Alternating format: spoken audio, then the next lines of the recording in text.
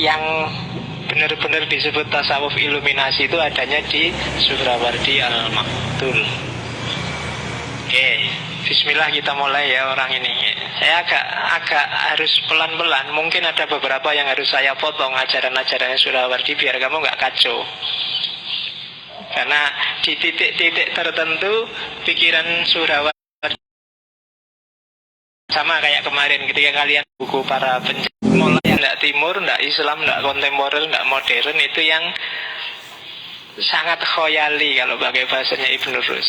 Jadi sangat imajinatif sehingga masa kayak gitu sih, kayak fiksi. Nah itu yang harus hati-hati. Pokoknya baca buku apa aja kalian juga harus lihat. Kadang-kadang pengarang itu ketika nulis buku di titik tertentu dia sudah jenuh atau ngelambiar atau ngawur. Nah, kalian harus bisa jeli melihat itu. Kadang-kadang monoton sampai membosankan. Itu biasanya, apalagi kalau buku ilmiah itu kadang-kadang tuntutan harus tebal. Minimal sekian ratus halaman. Bikin makalah minimal 20 halaman. Kalian kan judek, baru 5 lembar sudah selesai semua isunya. Ngomong apa nih terusan, kamu kan bingung. Terus akhirnya golek-golek sing penting ngandel kan, itu aja. Nah itu harus jeli kamu membaca kayak gitu. Tidak cuma kamu, semua penulis sering-sering juga begitu. Ini sudah jadi buku tapi cuma masuk 50 halaman ya. Ditambah-tambah ini tadi akhirnya golek sing aneh-aneh disisipkan di situ dan sehingga mengaburkan ide utamanya. Nah kalian harus jeli lihat yang gitu-gitu. Oke, bismillah kita lihat ada apa di Suhrawardi. Saya pesen dulu dalam sejarah Islam ada 3 tokoh yang namanya sama-sama Suhrawardi. Jadi awas jangan keliru. Yang pertama Abdul Qohir Abu Najib Suhrawardi. Orang inilah nanti pendiri Torekot Sufi yang namanya Suhrawardiyah. Jadi kalau ada Torekot Sufi Suhrawardiyah, bukan Suhrawardi ini yang kita bahas malam ini, beda orangnya. Sama-sama Sufi. Ini muridnya Ahmad Al-Ghazali yang minggu lalu tak ceritain, yang menyadarkan Ghazali sehingga dia melakukan konversi dari dunia bayani ke dunia irfani. Itu Ahmad Al-Ghazali. Saudaranya Abu Hamid Al-Ghazali. Orang ini yang mengarang kitab yang judulnya Adabul Muridin. Etikanya seorang murid, etikanya seorang santri. Jadi ini biasanya para pengamal torekot, pengamal tasawuf itu nyari kitab ini dulu. Karena di sini ada etika caranya jadi murid. Tidak gampang orang jadi murid itu.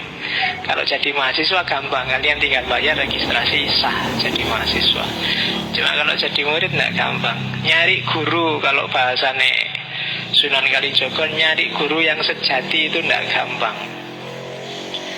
Guru sejati itu guru yang klop sama tipemu, sama jiwamu, bisa mengupgrade kondisi jiwamu dari level rendah ke level tinggi. Itu tidak sembarangan orang bisa. Hanya mursyid-mursyid tertentu. Dan kalau sudah ketemu ya kamu tidak bisa sembarangan, harus pasrah total pada dia. Makanya dulu ada buku yang ditulis muridnya Anand Krishna itu, saya lupa namanya siapa, yang judulnya Penggalah Kepalamu dan Persembahkan pada Mursyidmu apa Gurumu. Maksudnya penggalah egomu.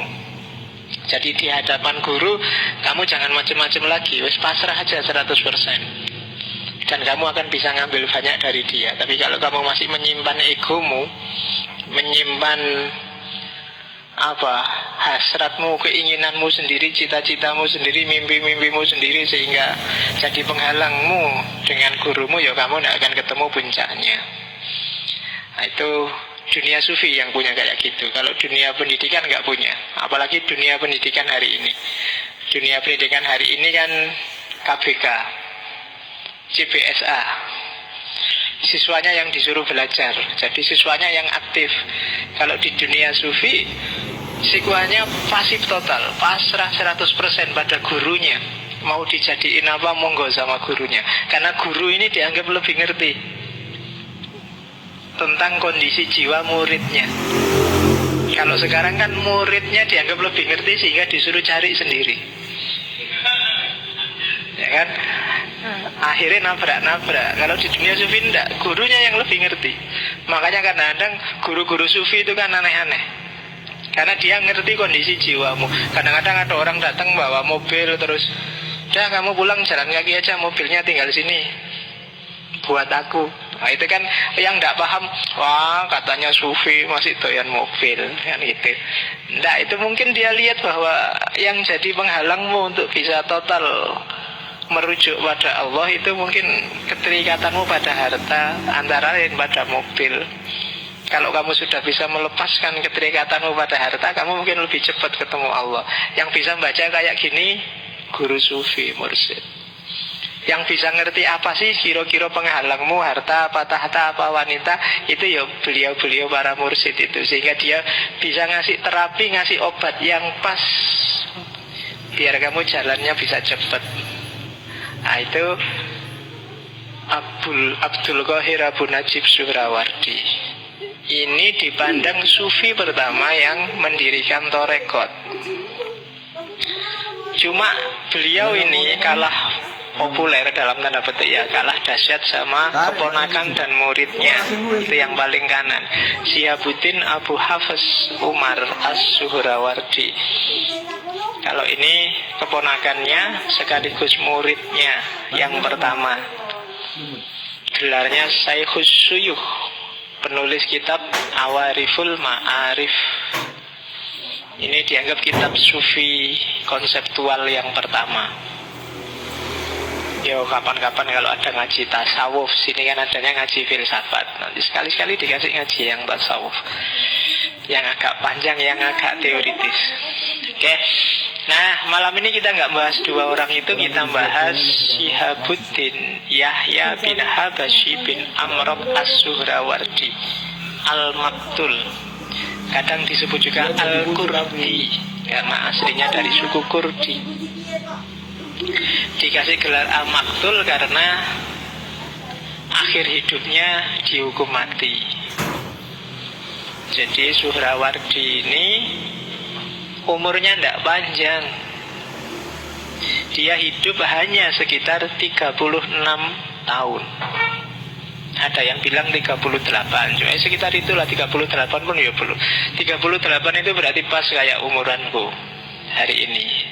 Tapi sudah besar dia, sudah nulis banyak kitab yang menggembarkan banyak orang, sudah mengalahkan semua ahli fikih dan ahli kalam zaman itu di usia 38 tahun. Kan ruwaku ya ora nang apa-apa nih, aku menangnya kan cuma sama kalian aja. Kalau di luar nggak ada apa-apanya, jagoan lebih banyak, lebih dahsyat banyak. Jadi menangku cuma neng masjid ini, baik cuma hari Rebu aja. Ganti hari juga jagoan lebih banyak, lebih dahsyat. Jadi Suhrawardi umurnya nggak panjang. Sejak kecil dia dikenal sebagai anak muda yang gila ilmu pengetahuan, mengembara kemana-mana. Hampir semua guru sufi, guru fikih, guru tasawuf dijelajahi, termasuk kepada Al-Jili, Al-Mardini, Al-Baghdadi. Semua disowani dan ditimba pengetahuannya, dan gak setengah-setengah, total. Termasuk ketika belajar tasawuf, belajar sufi itu pun total, sekaligus suluknya, sekaligus riyadohnya. Belajar filsafat juga begitu, mendalam. Sehingga nanti kan Suhrawardi dikenal bisa mengkombinasikan ajaran filsafat, ajaran tasawuf, warisan-warisan klasik yang saya sebut minggu lalu. Itu kan sebenarnya pelopornya Suhrawardi ini. Jadi dikenal gitu. Dan dia bersahabat dengan Malik Az-Zahir. Pada zaman itu Malik Az-Zahir, anaknya Salahuddin Al-Ayyubi. Cuma karena saking pinternya Malik Suhrawardi ini, sehingga banyak ulama, banyak orang pinter zaman itu iri, sehingga bikin fitnah-fitnah sesat lah, bikin fitnah-fitnah kafir lah, murtad lah. Hari ini kan banyak beredar label-label itu. Kasusnya sama kayak dulu. Jadi kalau dulu kasusnya keirian intelektual, karena khawatir ini anak ini pointer luar biasa, lah kok deket sama anaknya Khalifah besar Malik At-Thohir, alamat ini nanti dia dapat jabatan tinggi, ini nanti paling dia nanti jadi kodi kan gitu. Kodi itu apa ya, kalau di Indonesia nggak ada, ya ketua MUI lah. Iya, di sekarang nggak ada, sayangnya di Indonesia nggak ada ya, ketua Departemen Agama apa-apa. Dari fitnah-fitnah ini terus laporlah ke Malik Az-Zahir. Malik Az-Zahir, sampean kok berteman sama Suhrawardi ini? Anak ini sesat.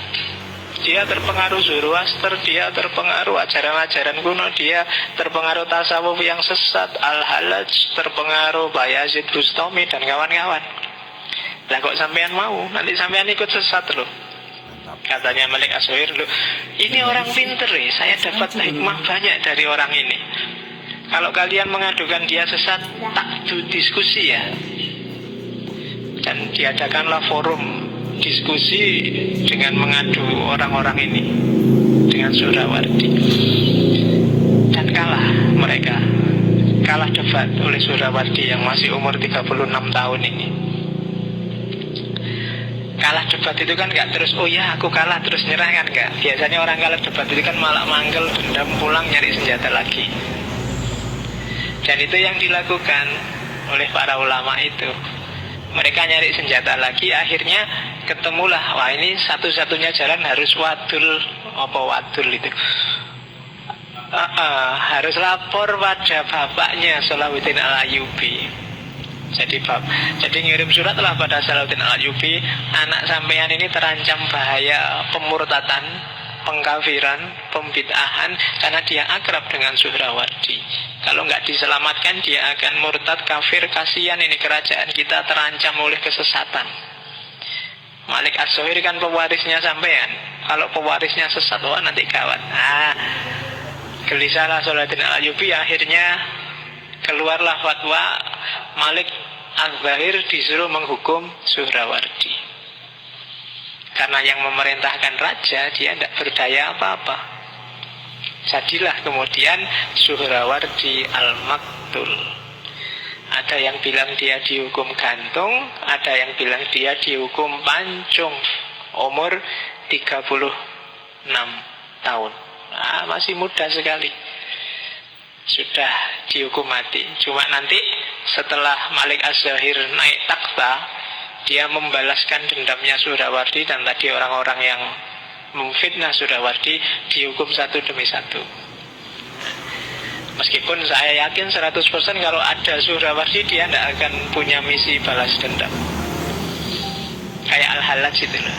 Waktu dia disiksa, dilempari batu, dia malah mendoakan, dia malah minta ampun pada Allah, karena dia merasa bersalah. Gara-gara aku orang-orang ini jadi kayak gini. Makanya dia malah merasa bersalah, malah merasa tobat, malah berdoa, orang-orang ini jangan disiksa ya Allah. Mereka ini jadi kayak gini kan gara-gara ada aku ini. Berarti aku jadi sumbernya mereka kayak gini. Oh itu kan wali kalau mikir kayak gitu. Kalau kita kan tidak bisa. Kalau ada kesempatan balas dendam, ya sikat aja. Kapan lagi kan gitu. Nek para wali enggak. Jadi kalau ada orang salah pada dia, malah dia yang minta ampun, minta maaf. Kenapa? Gara-gara ada aku ini dia jadi salah gitu. Kalau kamu difitnah orang, bisa nggak bilang, wah aku harus minta maaf padanya ini, gara-gara aku dia jadi bikin fitnah. Berarti aku jadi sebab bagi dosanya dia. Kalau kamu bisa kayak gitu, besok tak suruh ngaji di sini. Gantiin aku ngaji tasawuf. Oke, jadi itu riwayat hidupnya Suhrawardi. Tapi anak muda yang mati muda ini mewariskan hal yang luar biasa, yang nanti berpengaruh bahkan sampai hari ini. Karena al-hikmah al-isyrokiyah itu bahkan sampai hari ini masih hidup. Dan nanti mengimbas, kalau di barat nanti jadi intuisionisme. Antara lain dipopulerkan oleh Henry Bergson. Meskipun wilayahnya nanti ke wilayah, cenderung ke wilayah etika. Itu kalau di barat. Kalau di barat juga disebut namanya gnostisisme. Itu khazanah keilmuan, kearifan klasik. Iluminasionisme sendiri, kalau coba kalian bukaan Google ya, pakai keyword iluminasionisme, arahnya pasti ke Suhrawardi. Tidak akan lari ke filosof yang lain. Karena memang dari beliaulah nanti lahir filsafat Israqiyah yang bahasa Inggrisnya iluminasionisme. Oke, kita lanjutkan. Karyanya Suhrawardi banyak, sekitar 20 sekian. Cuma yang monumental, yang ada hubungannya dengan filsafat iluminasi ada 4. Yang pertama At-Talwihat, yang kedua Al-Muqawamat, yang ketiga Al-Masyari' wal Mutahharat, dan yang keempat Hikmatul Isyraq. Ya, jadi itu urut-urutannya agak kebalik. Harusnya kalau ada yang ingin baca, bacalah yang pertama Al-Masyari' wal Mutahharat. Itu tentang filsafat. Yang kedua baru bacalah At-Talwihat. At-Talwihat itu filsafat peripatetik. Kemudian setelah itu barulah baca Al-Muqawamat. Itu syarahnya At-Talwihat. Kalau di Al-Muqawamat sudah mulai nyinggung-nyinggung istilah-istilah tertentu teknis yang ada hubungannya dengan hikmah Isyraqiyah. Baru yang terakhir puncaknya ya carilah Hikmatul Isyraq. Jadi filsafat pencerahan, filsafat pencahayaan, filsafat iluminasi. 4 buku ini bagi yang berminat bisa kalian cari di internet, di download gratis.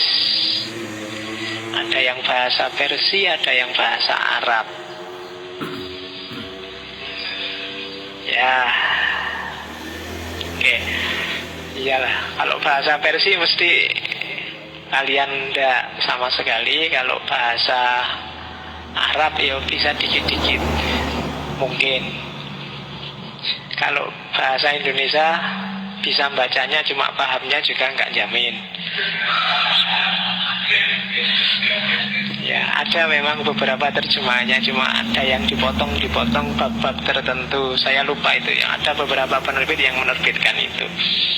Silahkan dicari, enggak apa-apa. Kalau syukur-syukur bisa paham. Kalau nggak paham ya tanya ahlinya. Kalau ahlinya nggak ngerti, karena memang ini ilmu yang tidak sifatnya melulu diskursif ya. Kalau ikut fatwanya Suhrawardi, kalau pakai akal saja kalian nggak akan nyampe. Satu-satunya jalan riyadhah, mujahadah, tazkiyatun nafs. Baru kalian bisa paham. Oh, kadang-kadang juga gitu kan. Ilmu itu nggak cuma sejangkauan akalmu. Banyak yang akalmu nggak nyampe.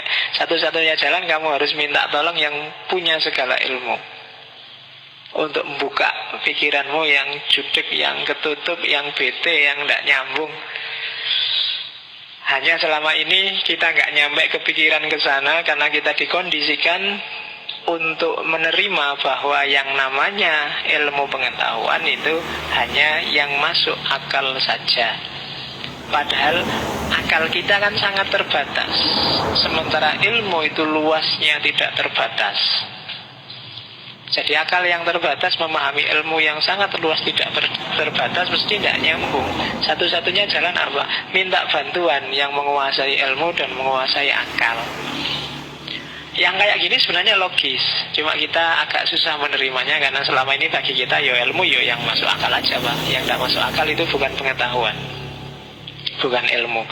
Itu pengaruh positivisme, pengaruh modernisme yang kemarin kita bahas satu sesi.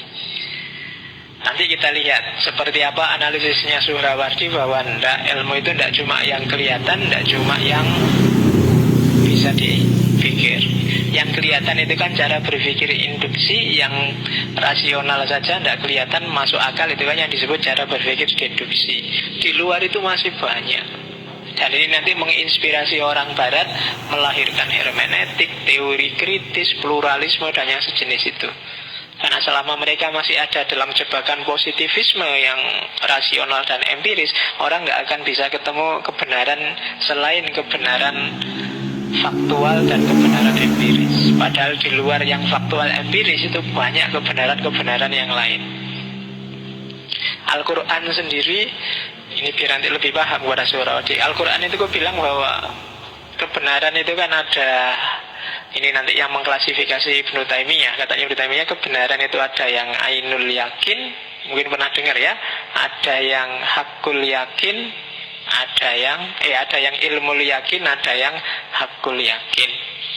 Ainul yakin itu kebenaran empiris yang bisa dilihat, diakses oleh panca indera.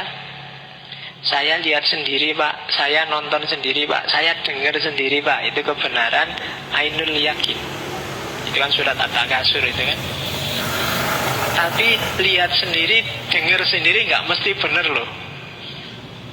Ada yang lebih universal, yaitu kebenaran rasional, pakai akal. Saya lihat sendiri Pak, kalau pensil dimasukkan ke air jadinya bengkok, tapi kan salah panca inderamu. Pensil dimasukkan ke air itu tidak bengkok, dia tetap lurus. Yang bisa menyimpulkan tetap lurus bukan mata kan, tapi akalmu. Jadi lihat sendiri nggak mesti benar. Itu kan kayak apa ya? Kalau di dunia tasawuf ada kisah Ibrahim bin Adham yang lihat ada cowok sama cewek nongkrong berdua, mojok lagi, ya kan? Terus dilihat, oh ini orang ini kok tidak kayak saya ya, katanya Ibrahim bin Adham. Sudah maksiat di luar, dilihat banyak orang, pede lagi. Oh, itu jelek pokoknya di mata itu. Tapi begitu pulang Ibrahim bin Adham, ibadahnya kacau. Sholatnya jadi nggak khusyuk, apa-apanya jadi nggak khusyuk. Dia bingung, salah apa ya aku ini. Diingat, pasti gara-gara terbersit sebentar lihat orang pacaran berdua tadi. Ibadahku tadi kacau nih. Ini harus minta maaf ini. Begitu kembali masih di situ. Tapi begitu sebelum Ibrahim bin Adham nyampe, anak mudanya berdiri. Ibrahim bin Adham, nggak tenang toh sholatmu, ibadahmu nggak tenang toh. Gara-gara mikir jelek padaku toh. Kamu ngerti nggak? Perempuan ini ibuku. Aku di sini dalam rangka berbakti pada beliau karena aku sedang melayani beliau yang pengen duduk-duduk di luar rumah. Cuma karena pikiranmu su'udzon, pikiranmu jelek, akibatnya padamu sendiri. Jadinya ibadahnya jadi kacau. Kalau kita kan su'udzon tiap hari kan, jangan salah kamu. Ya kan? Orang se-Indonesia hari ini kan isinya itu. Yang pendukung Prabowo sekarang kok Jokowi elek kabeh, yang pendukung Jokowi Prabowo elek kabeh. Jadi isi pikirannya jelek semua. Itu se-Indonesia sudah hari ini kayak gitu. Jadi ya jangan salah, nggak ibadahnya tidak karu-karuan. Kayak Ibrahim bin Adham tadi kan. Jadi jangan salah, penglihatanmu bisa keliru. Jangan menjudgment hanya dari kelihatannya. Akal lebih universal, tapi akal juga kadang-kadang mentok, tidak nyampe, tidak nyambung. Secara logis, kalau ada cowok cewek berdua mojok ketawa-ketawa, jiwit-jiwitan, pacaran, itu mesti kan kamu mesti gitu. Logikanya loh ya, pakai akal. Tapi kan ternyata tidak. Makanya jangan susu dinilai. Nah, ada ilmu jenis ketiga namanya hakul yakin. Kalau dalam Quran hakul yakin itu ada kalanya insting, ada kalanya naluri sama insting sama, ada kalanya intuisi, ada kalanya ilham. Ayo nanti yang dijelaskan oleh Suhrawardi ini pengetahuan jenis yang ketiga ini. Bukan pengetahuan jenis yang pertama atau pengetahuan jenis yang kedua. bukan sekedar ainul yakin atau hakul yakin atau ilmul yakin, tapi hakul yakin. Bagi Suhrawardi, ilmu di level hakul yakin ini kebenarannya lebih tinggi, lebih meyakinkan, karena dialami sendiri dan langsung. Pengetahuan intuitif, pengetahuan instinktif, naluriah, dan pengetahuan ilhamiah. Nanti pelan-pelan kita lihat. Oke, nah sekarang kategori ini dari Suhrawardi di Hikmatul Isyraq. Orang nyari kebenaran itu katanya Suhrawardi ada 3 jenis. Yang pertama, sufi yang tidak mampu mengungkapkan pengalamannya secara diskursif, secara burhan, secara demonstratif, pakai logika-logika rasional. Orang ini sudah nemu kebenaran tapi tidak bisa menceritakannya. Kebenarannya hanya untuk dirinya. Dia sudah benar, sudah beres hidupnya, sudah sah jadi manusia muslim yang sejati. Orang pertama. Ada orang kedua. Orang ini pinter filsafat, pinter ngomong, rasionya canggih, menjelaskan apa saja orang paham, cuma tidak punya pengalaman mistik. Semua pengetahuannya sifatnya demonstratif, burhani, bukan pengalaman langsung.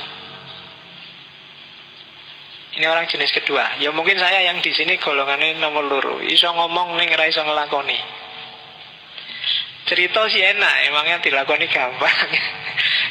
Provokasi kalian gampang, cuma ngelakoni dewe ya susah. Itu orang jenis kedua. Ada orang jenis ketiga yang punya pengalaman mistik, penghayat, sufi, pelaku, tapi juga bisa memahami dan mengekspresikan pengalamannya sehingga bermanfaat untuk yang lain. Tiga-tiganya bisa menemukan kebenaran. Cuma yang paling bermanfaat yang nomor ketiga, pelaku tapi sekaligus penjelas. Orang yang menjalankan dan dialah yang menjelaskan. Nah, itu lebih pas. Orang yang sudah menikah dan menjelaskan seperti apa enaknya pernikahan. Kalau yang kedua, orang yang belum nikah tapi sudah baca buku nikah, sudah baca teori-teori tentang nikah, sudah baca terus menjelaskan tentang nikah dengan mantapnya menasihati orang untuk nikah, tapi dia sendiri belum nikah. Itu jenis kedua.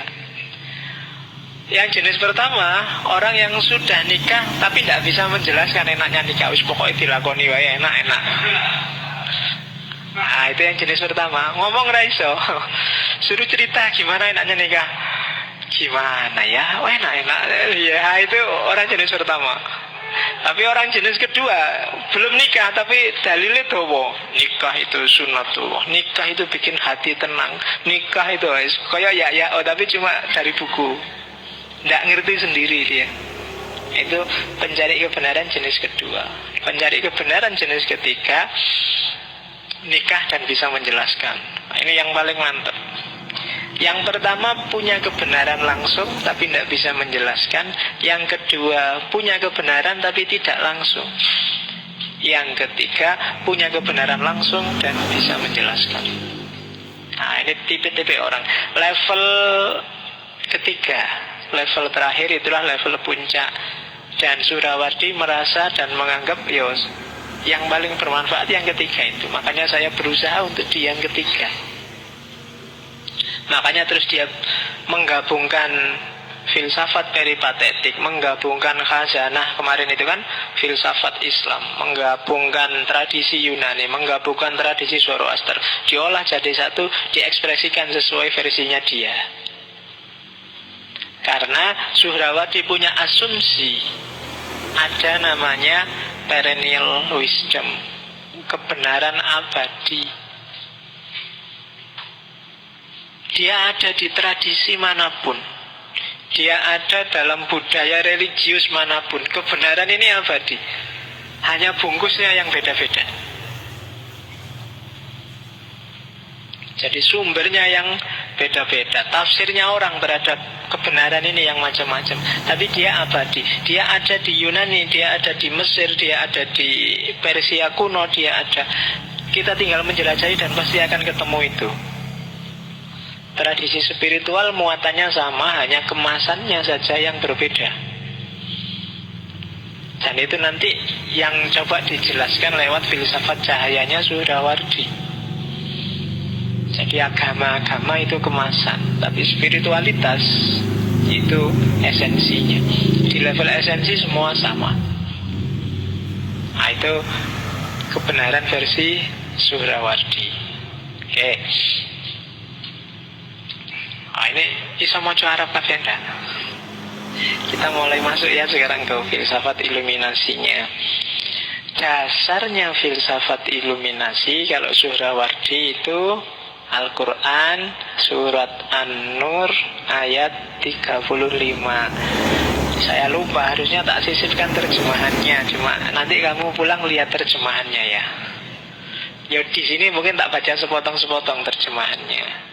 Jadi kenapa sih dia pakai simbolisme cahaya Suhrawardi itu dia tidak ngarang ketika pakai simbolisme cahaya. Kenapa? Karena Allah sendiri bilang, itu kan Al-Quran, firman-Nya Allah, Allahu nurus samawati wal ard. Jadi Allah itu bukan kok Allah seperti cahaya bagi langit dan bumi, tapi Allah itu cahaya. Iya kan? Allah mubtada, nur itu khobarnya. Jadi dia bukan simbol, benar-benar cahaya. Cahaya dari langit dan bumi. Ya tinggal nanti definisinya cahaya apa. Ya. Jadi dia cahaya. Penciptaan pertama itu cahaya. Jadi Allah adalah nurnya langit dan bumi. Dalam segala sesuatu nanti kalau di tasawuf ada kandungan rohnya Allah. Ada kandungan, kadang-kadang roh itu diartikan cahaya. Ya kan? Manusia, binatang, hewan, tumbuhan itu mengandung kadar tertentu nurnya Allah. Allah adalah nur bagi seluruh langit dan bumi alam semesta. Oke, manusia kan juga cahaya. Orang kalau kehilangan cahayanya kan kelihatan. Orang yang gelap wajahnya itu kelihatan. Terasa loh, kalau kamu punya temen, anak ini gak terlalu cakep sih, tapi menyenangkan, enak, diajak ngobrol, deket-deket dia enak. Karena ada cahaya pasti. Kamu ketemu preman, orang jahat, ganteng kayak apa ya, deket dia mesti ya agak ngeri-ngeri gimana, karena dia kehilangan cahaya. Kalau kamu jeli, kamu akan bisa melihat cahaya di wajah setiap orang.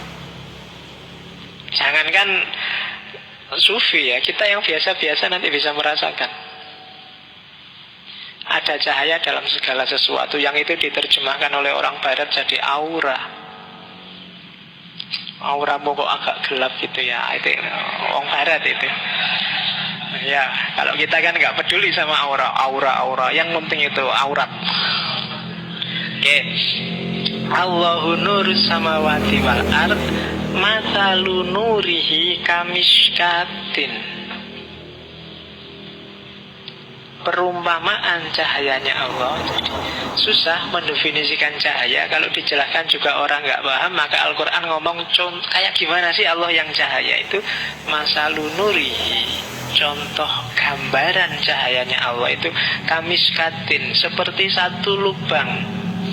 Wis, gambarkan aja ada lubang di tembok atau lubang di tanah. Fiha misbah, yang di dalamnya ada misbah, ada lampu.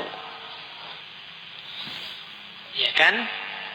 Al-misbahu fi zujajah. Lampu itu dikerangkai dalam satu kaca. Jadi gambarkan Ya kayak ya neon lah, anggap aja neon apa lampu petromak zaman dulu itu kan nyala, sekitarnya ada kaca. Az-zujajatu ka'annaha kaukabun durriyun yuqadu min syajaratin mubarakatin zaitunatin la syarqiyatin wala gharbiyah. Kaca itu seperti kaukab. Kaukab itu kayak pelita. Durriyun yang bercahaya, yang dinyalakan itu cuma yuqadu dinyalakan oleh pohon yang diberkahi, pohon zaitun yang tidak timur tidak barat. Pokoknya nyalanya oleh bahan bakar yang luar biasa, sehingga nyalanya terang benderang. Jadi Allah itu cahaya langit bumi sebagaimana satu lubang yang di dalamnya ada cahaya lampu, gampang-gampangannya gitu, yang cahayanya ini luar biasa kan, lubangnya jadi terang benderang kan, gara-gara cahaya itu. Yakadu zaituha yuti'u walau lam tamsashu nar.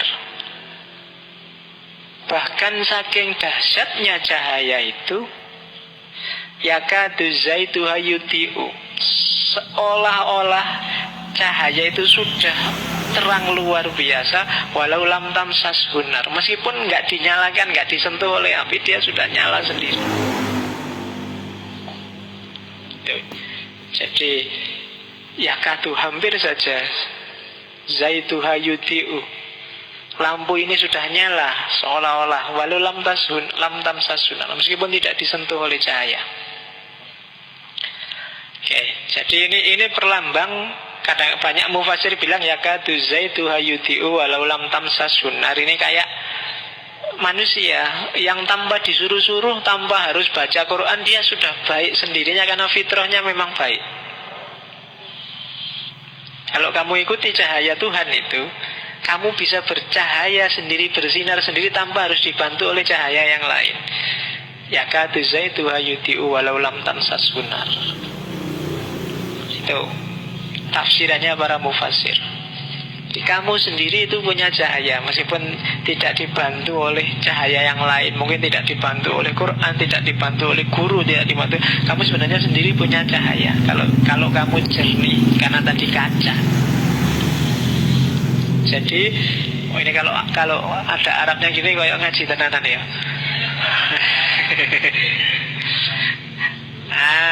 Jadi nurun ala nurin. Kalau kamu sendiri bercahaya, sementara Allah itu cahaya yang luar biasa, itu kan kayak cahayamu yang kecil itu disambut oleh cahaya besarnya Allah. Nurun ala nurin. Jadi alam semesta itu cahaya yang juga ada di bawah cahaya yang lebih besar. Nurun ala nurin yahdillahu linurihi mayyasha, akan menganugerahkan cahaya pada orang yang dikehendaki oleh Allah.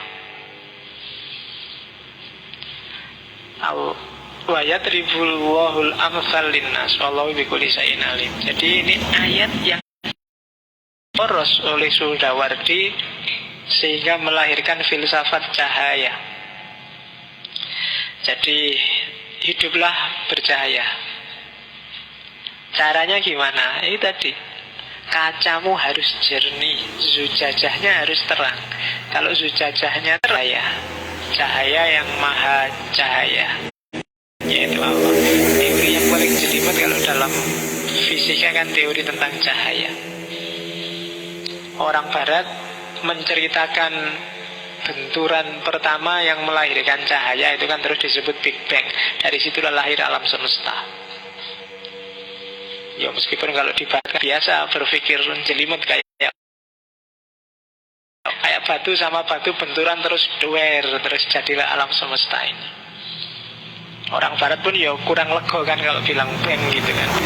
Jadi mungkin kalau orang Indonesia bukan Big Bang, Big yo big buas, pokoknya orang dasar. Kalau orang Jawa lembut sing dahsyat itu Jawa Timur, dari timur. Jadi itu ayatnya ya, porosnya ayat. Jadi saya bilang tadi ini hikmah hadratul nas, ada hadratul falsafah, ada hadratul irfan. Sekarang kita masuk ke tadi. Allah adalah puncaknya, Allah adalah pusat, dan cahayanya, limpahan cahayanya, itulah makhluk hidup dan alam semesta. Berarti melimpah pun susah. Melimpah itu kan dari tidak melimpah jadi melimpah. Tapi dia disebut matahari karena sudah itu kan begitu dia nyala, begitu cahayanya ada. Jadi begitu Allah ada, ya otomatis ketika Allah ada memancar, dan pancaran-pancaran itu, itulah nanti lahir gradasi makhluk-makhluk. Semakin jauh yang namanya pancaran kan semakin gelap, dan di ujung cahaya setelah itu kan kegelapan. Peripatetik akal Muhammadiyah. Hakikat NU nggak ada. Yang ada hakikat dari cahaya yang maha cahaya. Oke. Satu-satunya cahaya yang sejati itu ya Allah. Jadi semua hakikat itu sebenarnya hakikatnya Allah. Yang lain cuma pancarannya. Jadi gambarnya kayak matahari itu berarti. Dalam diri kita ada kandungan Allah, tapi hanya sebagian karena Allah yang sejati di sana. Itu nanti yang agak membedakan dengan Ibnu Arabi dan kawan-kawan. Kalau di Ibnu Arabi kan ya Allah itu ya kita ada di dalam Allah. Itu yang disebut wahdatul wujud. Tapi kalau Suhrawardi ini agak kalau Ibnu Arabi panteis, kalau Suhrawardi ini disebut panenteis. Panenteis itu saya bukan Allah, tapi dalam diriku ada Allah, ada kandungan Allah. Itu panenteis. Ada bagian tertentu dari diriku yang pasti bukan Allah. Sifatnya gradasi. Kayak cahaya, semakin jauh semakin gelap. Maka orang yang melakukan kejahatan, melakukan kejelekan, melakukan kekacauan, dimensi cahayanya lama-lama redup. Kenapa? Karena dia menjauh dari pusat cahaya. Maka semakin jauh dari Allah, dia semakin gelap. Karena pusatnya cahaya ada di Allah. Itu gambarannya. Jadi meskipun miskin, bajunya jelek, tapi kadang-kadang kalau bercahaya kan kelihatan. Kenapa? Karena orang ini dekat sama sufi-sufi itu kan jarang yang punya baju bagus, kan? Orang para ulama besar itu biasanya bajunya sederhana-sederhana. Yang bajunya bagus-bagus kan para pejabat, para artis, kan gitu. Kalau yang sufi-sufi ya bajunya biasa-biasa, jelek-jelek. Tapi deket sama mereka enak. Kadang-kadang kamu sowan ke rumahnya para ulama, para kiai itu, nggak ngapa-ngapain ya, kamu lihat di situ banyak tamu, duduk aja di situ dengerin orang ngobrol, hatimu kan tentrem. Kenapa? Kamu sedang dekat dengan cahaya. Jadi pikiranmu jadi bening lagi. Tidak harus ngobrol, dekat aja sama orang-orang itu, bikin hati tentram. Dijelaskan secara logika tidak bisa, karena ranahnya bukan lagi ranah logis. Oke. Ya, ini teori selanjutnya. Yang saya sebut, saya tidak akan berdalam-dalam di sini. Itu nanti di titik tertentu mulai agak jelimet di situ. Tapi tak gambarkan generalnya saja. Jadi cahaya itu ada dua jenis. Ada cahaya yang fakir dan cahaya yang kaya. Cahaya yang kaya berarti cahaya itu yang milik dia sendiri, bukan karena yang lain. Kalau kita itu punya cahaya tapi fakir. Cahaya kita karena dipancari oleh Tuhan, oleh Allah. Maka tugas kita adalah gimana caranya agar kita semakin terang. Untuk biar kita semakin terang, kita harus bergerak mendekat ke Allah. Dan itu yang dilakukan oleh para sufi. Suhrawardi mengkritik para filosof peripatetik karena membaca realitas itu berhenti pada matter and form, pada bentuk dan materi. Padahal ada yang lebih substansial dari itu. Bentuk dan materi harus dilampaui. tapi harus masuk lebih jauh ke arah dari mana sih asalnya bentuk dan materi itu. Itu kritiknya Suhrawardi pada kelompok peripatetik. Tapi nanti peripatetik penting, harus dipakai untuk menjelaskan pengalaman keagamaan ini, kan harus pakai filsafat, harus pakai akal. Karena kalau nggak pakai akal orang nggak akan paham. Yang tak jelasin tadi ini kan pakai akal kan. Ada matahari, ada sinarnya. Sinar ini kan semuanya pakai akal. Meskipun nggak tepat bener, ya kira-kira seperti itulah gambarannya. Kan gitu maunya Suhrawardi dan kawan-kawan. Karena ini sebenarnya nggak terkatakan. Untuk bisa dikatakan harus pinjem simbol macam-macam tadi. Pinjem matahari, pinjem cahaya, pinjem, biar orang paham. Oke.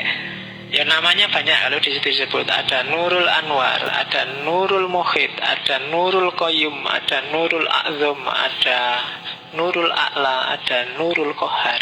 Banyak ya. Kalau kamu punya anak 7, kasih nama itu enggak apa-apa. Anak pertama Nurul Anwar, anak kedua Nurul Muhid, anak ketiga Nurul Qayyum. Itu semuanya cahaya, menunjukkan langsung pada Allah. Kalau orang Indonesia senangnya pakai Nurul Jannah itu. Jadi belum puncak. Surga itu cahaya tapi belum cahaya yang puncak. Apalagi nama Nurul, Nurul Huda, cahaya petunjuk. Nurul apalagi ya, Komariah, Nurul Samsiah, Nurul. Oke. Nama Nur kan populer kalau di Indonesia. Kalau di Jawa, Siti, orang Jawa itu kan paling jos. Nama-nama sahabat kan mesti diowai kabeh sama orang Jawa. Ya, ada yang dikasih Siti, ada yang dikasih apa yang kayak orang laki-laki itu kan. Jadi namanya diowai kabeh, itu dasarnya orang Jawa kan gitu. Itu ontologi. Saya berhenti di sini ontologi karena setelah ini penjelasannya agak panjang, rumit dan menyesatkan bagi yang tidak paham. Jadi sengaja saya potong di situ. Karena orang itu biasanya kalau ketemu rumitnya terus nggak mau melanjutkan. Karena setelah ontologi ada bagian paling menarik dari Suhrawardi, yaitu epistemologi. Itu yang dikenal sebagai ilmu huduri. Kalau orang Sunni lebih suka menyebutnya ilmu laduni, kayak Ghazali. Jadi apa sih implikasinya cahaya bagi ilmu pengetahuan? Katanya Suhrawardi, seperti yang tak bilang tadi, ada 3 level ilmu pengetahuan.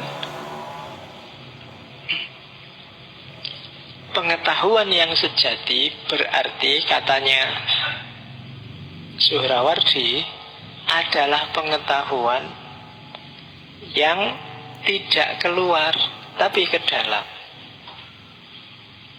Pengetahuan yang dialami langsung, knowledge by present, yang disebut ilmu huduri, melihat ke dalam batin. Itu lebih sejati. Kenapa lebih sejati? Karena ngalami sendiri. Jadi ini sebenarnya awalnya Suhrawardi itu belajar filsafat peripatetik, tapi sumpek dengan pikirannya filsafat peripatetik. Dia tidak nemu kebenaran dari para filsuf peripatetik. Jadi saking suntuknya mikir, terus dia ketiduran, mimpi ketemu Aristoteles. Ya, jadi ada kisah dia mimpi ketemu Aristoteles. Mumpung lagi sumpek, tanya ini ahli logika sepanjang masa namanya Aristoteles. Tanyalah dia pada Aristoteles, Aristoteles, aku bingung, pengetahuan yang benar itu ada di mana sih? Terus Aristoteles jawab, tanyakan pada dirimu sendiri. Lu tanya diri sendiri gimana caranya? Tanya diri sendiri kan? Lihat dirimu sendiri. Kamu sudah paham apa belum? Kan kamu sendiri yang ngerti. Dari situ begitu bangun dipikir-pikir, terus ketemulah bahwa iya, ternyata di antara semua pengetahuan yang paling meyakinkan adalah pengetahuan yang konfirmasi kebenarannya ke dalam, tidak keluar. Misalnya, menurutku Lionel Messi itu pendek orangnya. Dari mana aku ngerti? Moco ning internet. Gitu kan? Kebenarannya keluar. Derajatnya akan lebih tinggi kalau jawabanku, dari mana aku ngerti? Kemarin ketemu aku salaman sendiri langsung. Jejer aku ternyata duri ya kajak sedih cuma. Loh, ketika yang pertama aku ngomongnya kan referensinya keluar, tapi di kedua aku sendiri yang ngerti. Pengetahuan yang aku sendiri ngerti ini kan levelnya lebih tinggi dibandingkan yang tadi. Kalau yang tadi pakai media keluar, yang ini ke dalam. Jadi clue dari mimpi ketemu Aristoteles itu, pengetahuan yang paling meyakinkan adalah knowledge by present, ilmu huduri, pengetahuan yang hadir langsung dalam diri kita. Itu tadi yang saya sebut sebagai hakul yakin. Hakul yakin kenapa? Aku ngalami sendiri. Tidak sekedar aku lihat sendiri atau aku mikir sendiri. Kalau aku lihat sendiri bisa di internet, aku mikir sendiri bisa tak kira-kira, tapi aku lihat sendiri.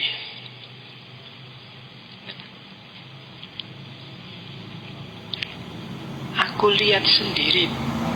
Pacarku masuk sama laki-laki lain, besok mesti hamil. Nah itu lihat sendiri. Atau yang besok mesti hamil itu kan kongsi pikiran, pakai akal. Tapi akan lebih dahsyat kalau aku ngalami sendiri. Aku dewe sing ngajak pacarku masuk. Nah itu berarti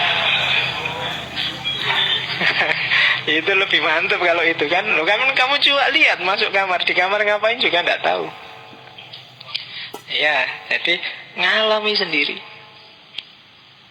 Berarti apa? Itu yang disebut pengetahuan swa-objek. Pengetahuan jenis ini tidak ada objeknya. Kenapa? Antara yang mengetahui dan yang diketahui jadi satu. Betul. Ilmu itu kan biasanya ngeceknya keluar. Berapa skornya akan terus ke sana. Tapi yang paling mantap itu yang ke sini. Ini kan lebih mantap. Swa objek. Objeknya ya aku ngecek aku dewe. Yang mengetahui juga aku.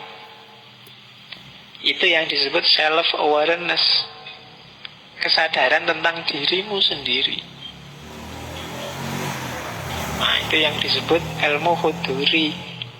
Kalau dalam dunia sufi, kesadaran pengetahuan yang ada dalam dirimu itu tidak selalu pengetahuan yang kamu alami langsung, tapi ada kalanya diilhami oleh Allah dalam dirimu.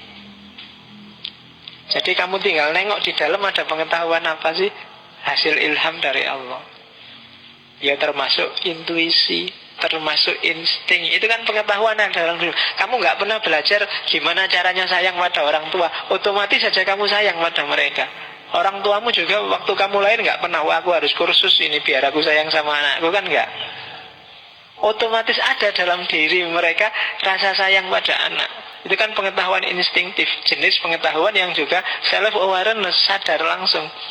Kamu yang cowok kan nggak pernah belajar, wah aku cowok apa cewek? Oh cowok, berarti aku harus belajar gimana caranya suka sama cewek, kan nggak? Otomatis saja lihat cewek langsung suat-suit kamu kan, langsung seneng kan gitu. Termasuk pengetahuan untuk punya keturunan, bikin anak, itu kan kamu nggak perlu kursus, nggak perlu. Nah, iya. Kamu kan ngapain kamu capek-capek tiap hari lihat video tiap hari? Nggak usah gitu, kamu sudah bisa. Itu swa objek gitu. Sudah otomatis iso. Kamu tinggal ngecek dalam dirimu sudah ada insting seperti itu. Kamu tidak nonton banyak referensi Pak biar besok referensi piye wis iso, aja kuwatir. Ya kan? Ya dicoba dulu, dicoba. Sudah ada kemampuan dan kapasitas itu. Bapak ibumu dulu nggak pernah nonton juga jadi. Ya kan? Ayam itu juga nggak pernah kursus, nggak pernah download, nggak pernah itu juga bisa. Ya kan, jadi ndak itu pengetahuan sebuah objek. Ndak mungkin salah, wong ada dalam dirimu kok. Nggak mungkin keliru, wis kamu nggak perlu belajar susah-susah. Mesti ngerti, Pak. Nanti saya nggak tahu tempatnya, Pak. Iso, coba khawatir. Wis ngerti. Iya, nggak, makanya kan orang sekarang kan agak itu kan, oh ini perlu pendidikan seks sejak dini. Ngapain dididik? Iso, jangan khawatir kalau seks. Iya. Jadi ya nanti kalau dalam sufi namanya macam-macam. Ada ar-ru'yah al-mubashirah, ada direct experience, preverbal knowledge, ada kasyaf, ada itu sebenarnya nama-nama lain dari khuduri. Kadang-kadang kita juga sebut laduni. Kalau dunia barat juga menyebutnya intuisi, pengetahuan yang muncul secara ilhami, tidak diduga-duga. Kayak waktu Newton tiba-tiba lihat apel jatuh. Begitu lihat apel jatuh, iya, ini kemungkinan ada hukum jatuh, kan gitu. Dan itu ketika dia sudah mahasiswa. Kalau tidak intuitif kan nggak mungkin. Kalau pakai akal harusnya dia sejak dulu-dulu, mungkin waktu SD, waktu SMP, SMA kan sudah lihat barang jatuh. Tapi kenapa begitu apel jatuh baru muncul ide gravitasi? Ya, karena itu sifatnya intuitif. Sama kayak Archimedes kan, waktu dia mau mandi kungkum terus airnya utah semua, lahirlah hukum Archimedes. Ya, jadi itu kan sifatnya intuitif, nggak bisa diatur. Aku mau nyari hukum Archimedes, tak nyemplung kan nggak. Tapi begitu nyemplung dulu baru muncul ide, iya, kan gitu. Itu sifatnya intuitif. Kalau menurut para sufi, intuisi itu pengetahuan yang sifatnya sebuah objek, itu pancaran cahaya dari atas, dari Allah. Jadi Allah yang maha tahu segalanya, sekaligus dialah yang segalanya itu. Karena semua realitas adalah pancaran dirinya. Kalau batin kita jernih, maka Allah akan memantul dalam diri kita. Kalau Allah memantul di batin kita, otomatis kita banyak informasi tentang alam semesta. Karena Allah juga adalah alam semesta itu sendiri. Itu yang ada di pikirannya Suhrawardi. Makanya kadang-kadang wali-wali itu kan ngerti macam-macam.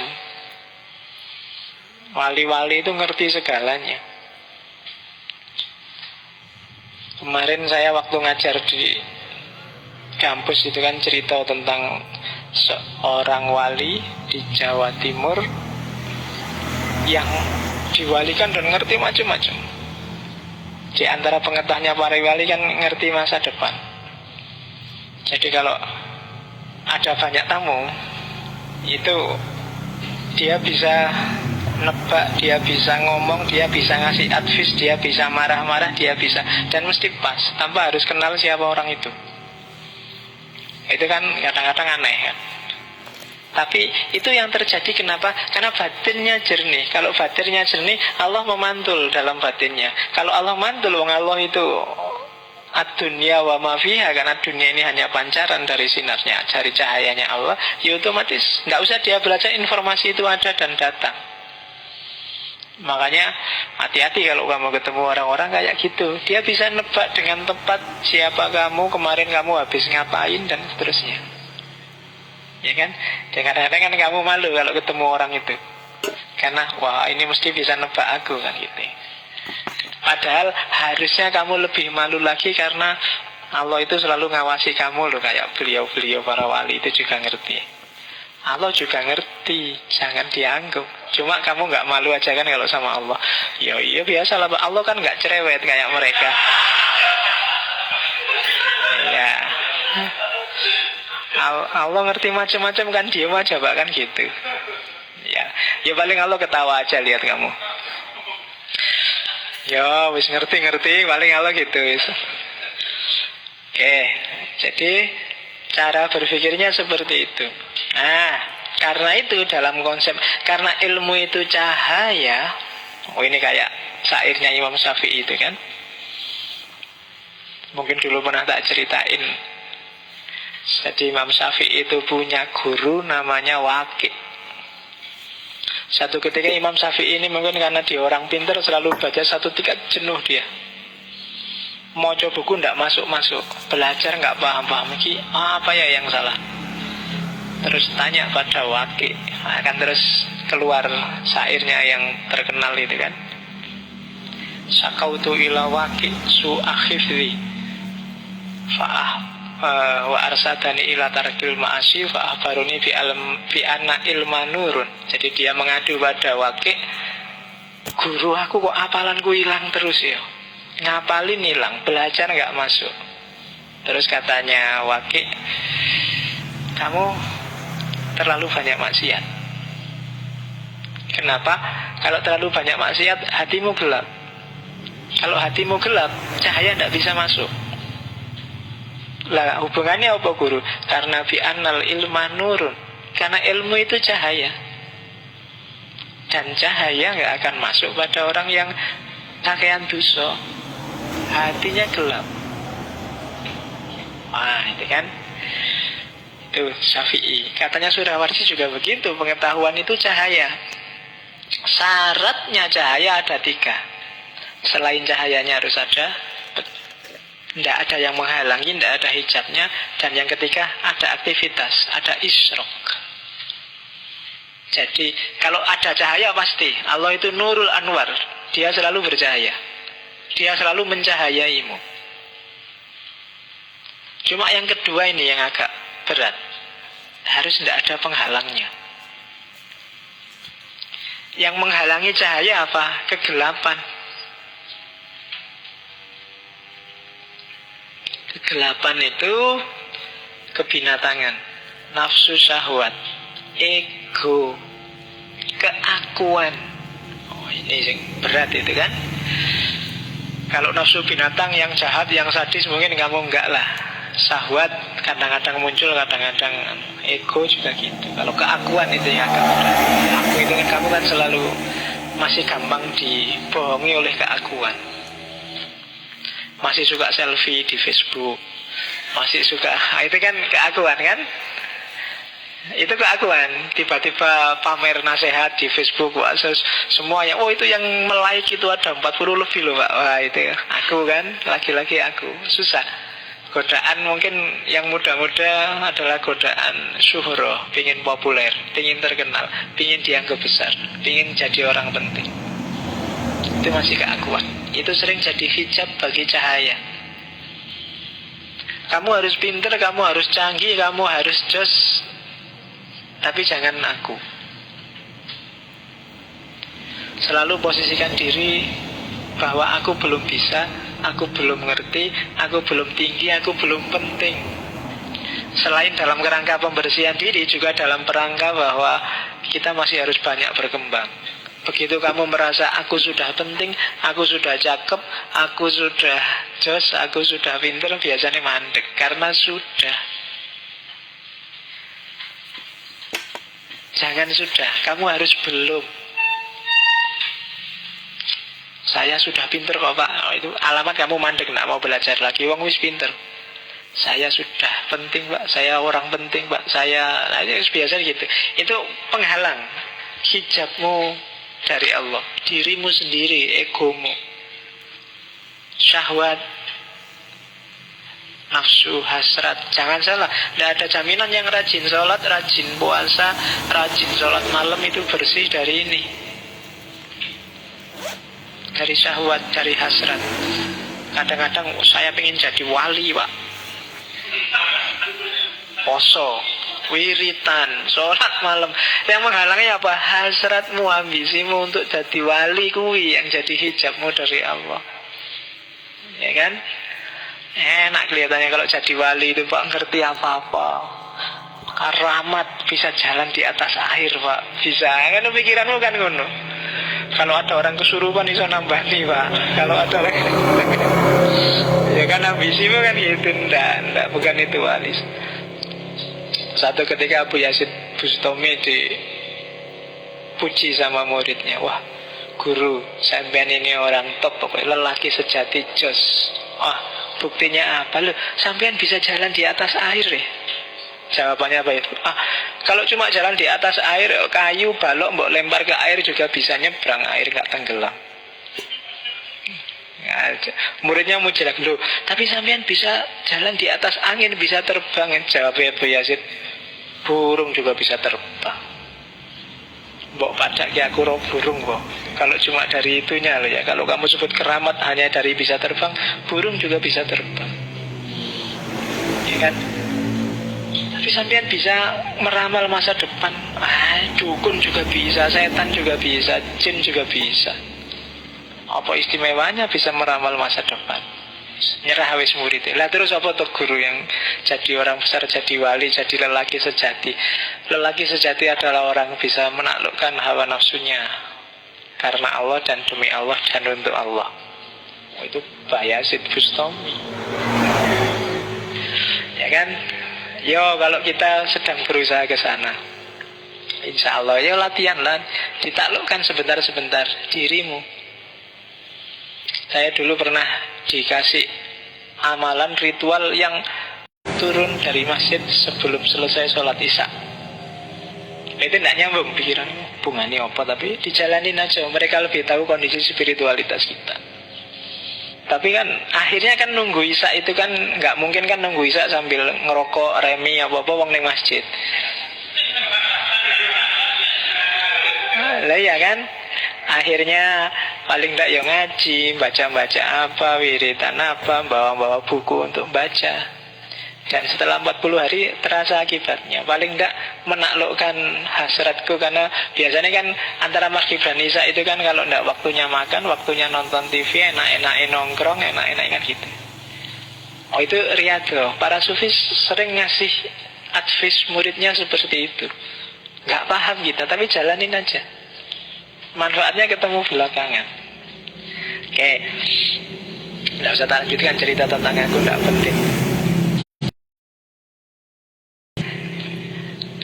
Harus isyraq.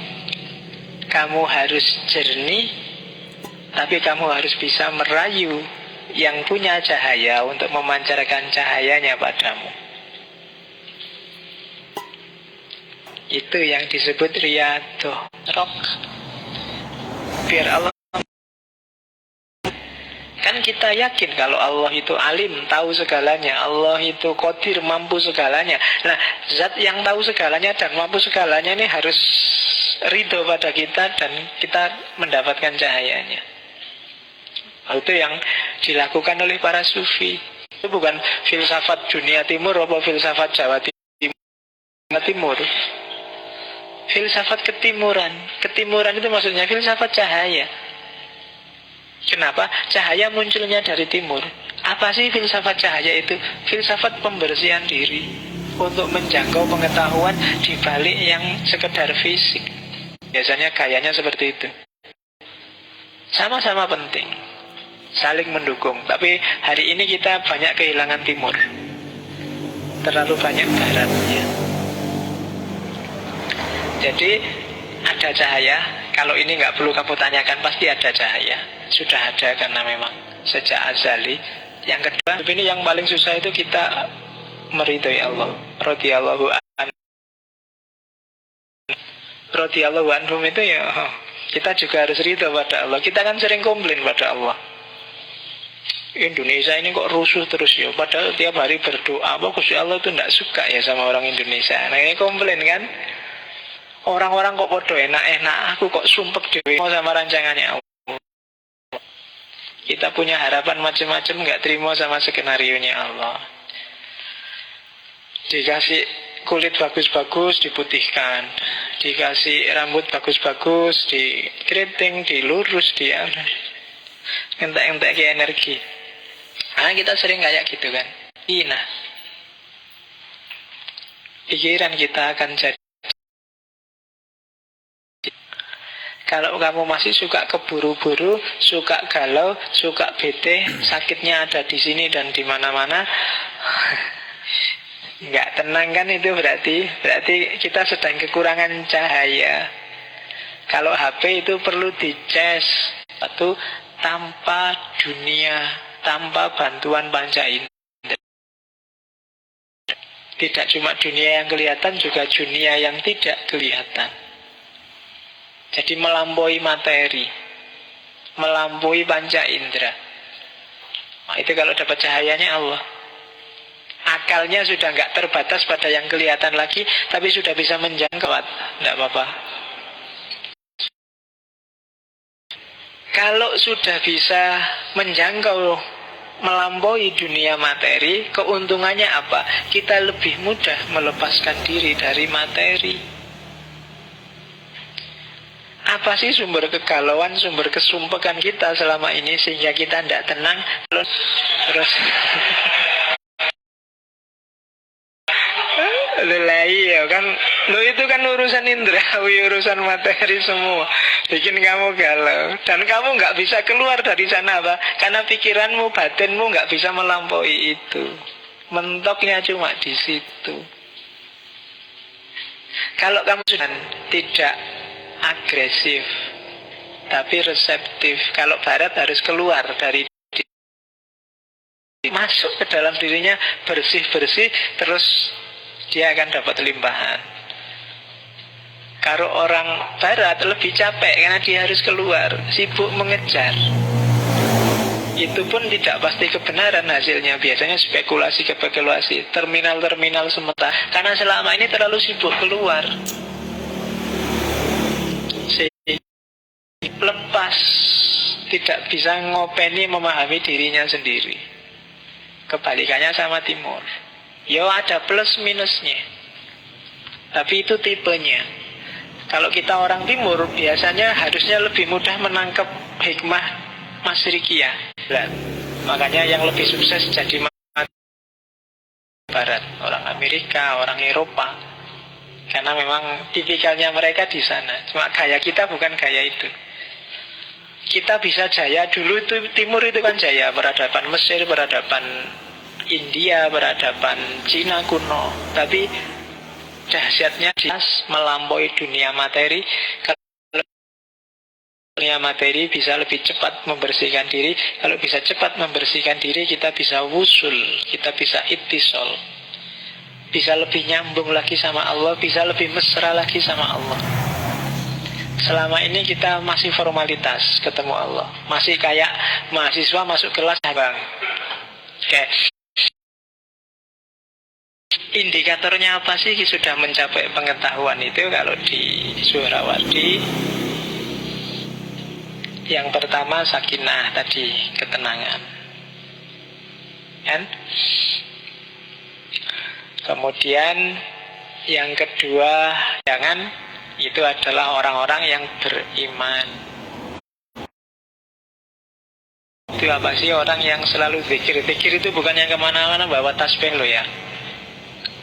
Orang yang kemana-mana membawa Allah dalam hatinya dan pikirannya, itu zikir. Orang yang kayak gini punya kans paling besar untuk mendapat. Pun punya karomah kayak gini, ya ndak sakar PDW terus pingin makan apa? Pingin lah, itu nek kowe kan ngono. Iya. Ingin HP baru, ting, HP-nya baru, pingin kan gitu, bayanganmu kan ngono. Makanya kamu gak dapat karomah yang semacam itu, karena gawat. Begitu kamu dapat itu, wis ciloko, mesti kan pakai sakaremu dewe. Hanya manusia. Tinggal digosok, jinnya datang minta apa, tinggal ngomong ting, datanglah permintaanmu kan. Kamu mimpinya punya itu kan, jadi punya 3 itu, terus karepmu gitu.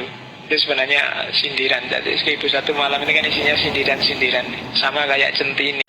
Makanya ada hadis yang bilang, hati-hatilah terhadap firasatnya orang mukmin, sebab dia melihat dengan cahaya Tuhannya. Jadi orang mukmin yang sejati itu kalau ngomong ya Allah jadi mulutnya, kalau jalan Allah jadi kakinya, kalau bertindak Allah jadi tangannya. Kalau berfirasat, merasakan sesuatu. Oke, itu indikator pengetahuan. Nah, ini Suhrawardi punya analogi yang sangat terkenal, yaitu analogi cermin. Jadi cermin adalah manusia. Untuk menggambarkan filsafatnya, matahari adalah Allah. Nah, kita akan ketemu Allah. Man arofa nafsahu arofa robbahu. Nafsahu yang sejati. Jangan jauh-jauh dari Allah, katanya Hamzah Fansuri. Aku nyari Allah kemana-mana, sampai ke Madinah, ke Mekah, tak cari kemana-mana, gak ketemu-ketemu. Ketemunya ternyata dalam hati. Gelap. Kalau sudah gelap, gambar cahayamu juga akan hilang, karena cahayamu sumbernya dari cahayanya Allah. Itu analogi yang dibilang oleh Surawardi. Jadi hati-hati dengan kesalahan kecil. Makanya para sufi selalu wanti-wanti, tidak ada kesalahan kecil kalau diulang-ulang, tidak ada kesalahan besar. Semakin lama dia akan semakin gelapkan hatimu. Kalau sudah gelap, kamu akan kehilangan cahaya. Kalau kehilangan cahaya, kamu akan keluar dari ring cahaya Allah, karena di luar cahaya hanya ada kegelapan. Kalau sudah gelap, maju aja kamu nggak jelas. Mau jalan kamu nggak bisa keluar dari jebakan materi mu sendiri. Kalau kamu bisa keluar dari sana, jawabannya lebih mudah. Mulutmu sebenarnya tiap hari Allah, Gusti Allah ora sare. Tiap hari ngomong hidup sudah ada yang ngatur, ada sutradara, tapi prakteknya kan kamu nggak bisa. Buktinya kamu galau, kamu sumpek, sering mengeluh. Menyerap seutuhnya cahayanya Allah, dan cahaya itu kemudian dipancarkannya, tidak dibak dewe. Ya kan? Makanya setiap kali kita pidato atau ceramah kan selalu diawali dengan sholawat. Dalam arti apa? Kan gitu. Pakai ilah cahayanya, tak sumbernya kan gitu. Karena Nabi sayang sama kita. Jadi tenang aja. Makanya yo, tidak kuat ketemu Allah langsung, merasa wah tidak nyampe aku kalau sama Allah. Yo minta tolong Nabi kita. Jangan khawatir, Nabi kita itu adalah kesayangannya Allah, kekasihnya Allah, dan kita adalah kekasihnya Nabi. Cipratan cahayanya yang dipantulkan oleh Rasul pada batin. Ini cinta segitiga, tidak apa-apa gitu. Rasul, Allah, dan kita, tidak apa cinta segitiga. Itu seneng Allah kalau kayak gitu. Kayak kamu kalau punya pacar terus ada orang dekat sama pacarmu, kan otomatis kamu juga dekat sama dia. Oke, jadi jenis tauhid itu yang paling atas adalah yang paling bawah adalah yang paling dekat. Yang paling atas, la ilaha illallah. Ini tauhid kita, tauhidnya orang awam. Ya, ini agak panjang. Kalau ada waktu saya ingin mengulang untuk nulis banyak orang awam. Dan kalau Ghazali punya teori sendiri gimana caranya jadi orang awam yang baik. Oh, itu tidak gampang ya. Nggak banyak di antara kita yang ngerti. Kabeh pengen jadi kiai, pengen jadi wali, pengen levelnya tinggi. Sebenarnya kalau kita sudah nggak pakai lagi, karena Allah itu identitas, itu konsep. Kristen juga pakai Allah, meskipun sama orang Malaysia dilarang. Banyak agama juga memakai istilah yang dekat-dekat sama istilah Allah. Itu saya ngomong Allah kan yang muncul di kepalamu konsepmu sendiri tentang Allah. Jangan tidak kayak gitu loh Allah itu. Nah, makanya orang yang lebih dalam, lebih tinggi dari la ilaha illallah, katanya Surawardi yang bilang la ilaha illahu. Di atas itu ada la ilaha illa anta. Ada jejer. Kalau masih hu, dia masih ada lagi level lebih tinggi dari itu. Ini para sufi biasanya la ilaha illa ana. Oh, itu Al-Halaj dan kawan-kawan kan ngomongnya kayak gini, seperti tidak jelaskan minggu lalu.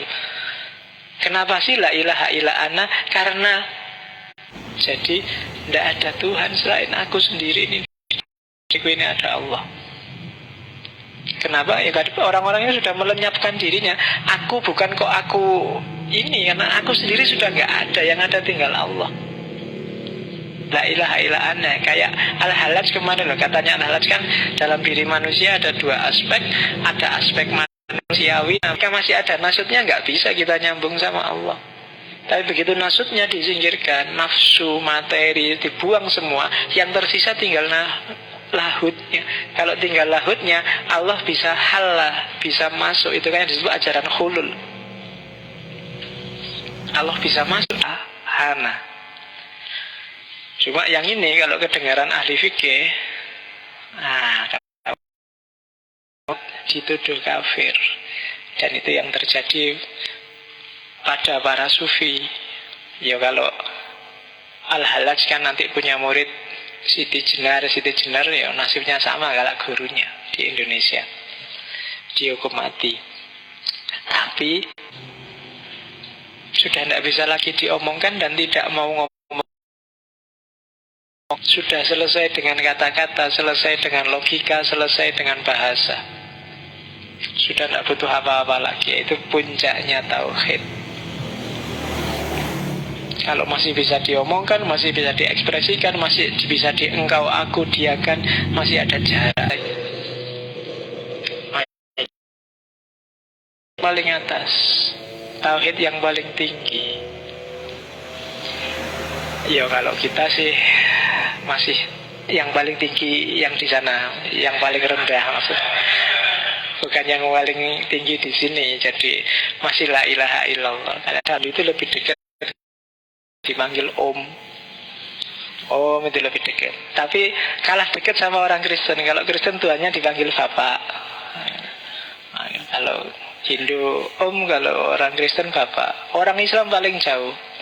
Kenapa paling jauh? Karena manggil Tuhannya aja pakai speaker keras-keras tiap hari 5 kali. Sadarilah bahwa apapun kelebihanmu, apapun keunggulan, itu hanya memantulkan cahayanya Allah. Jangan merasa tinggi, jangan merasa sombong, jangan merasa lebih. Kualitas apapun yang kamu miliki itu hanya memantulkan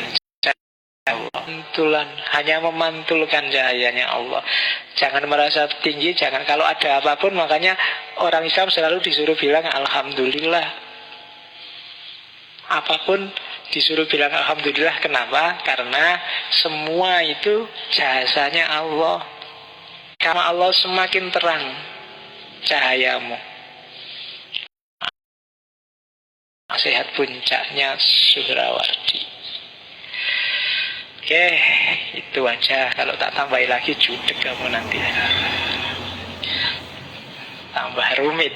Kita ambil yang gampang-gampang aja. Ada komen. Kalau siang baca mohon jelaskan. Yang kedua, apakah di Jogja ada yang bisa menyampaikan tentang lima urusan tauhid khusus mungkin dari pertama sampai yang kelima. Kalau memang ada siapa yang bisa dari mana? Paham juga, Kalik juga nanti salah menerapkan.